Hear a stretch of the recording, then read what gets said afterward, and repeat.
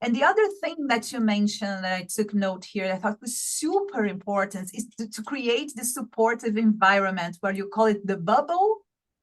The self bubble. You create the bubble around yourself.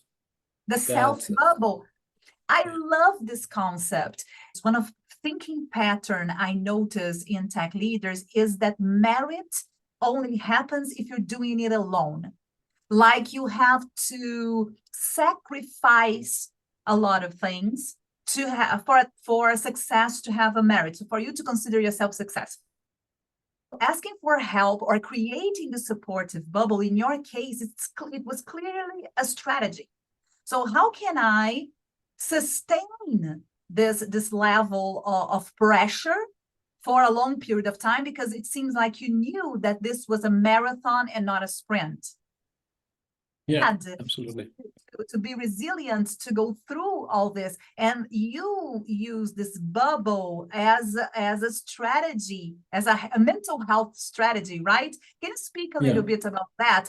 I think it came to my mind back in the days when I was studying, especially when I left my country, came to Italy to study my master. That was a huge move for me. I was kind of the first person in my family going abroad and studying there. So I didn't have any friends, I didn't have any family around me, and I needed to create my first community outside for the first time. And when I was back in Iran, I was having millions of friends because I was a professional football player. So I played for a lot of clubs. I had a lot of friends to hang out, and I had a huge community. But I just needed to start it from beginning. And at the same time, I had all these pains of a new expat in an unknown environment, especially in Italy with all the difficulties as a student.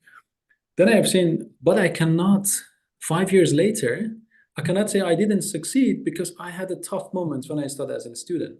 And I said, and this thing stick to my mind for years, that whenever something comes to actually as a challenge to me, and I feel I'm being pressured and I'm getting off the road, or it's just blocking me to achieve what I want, are reminding me, can I convince myself 5 years from now and say that reason didn't let me achieve that?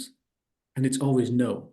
So I always said, I cannot fail my exams because I had a bad night of sleep, or I had I have problem, private problem. So I said, get together yourself. You cannot convince yourself in my 5 years, so you need to make the job done. Doesn't matter how much you're under pain. I think that mentality just to stick and grow inside me, and maybe created that bubble, and I call it now self bubble.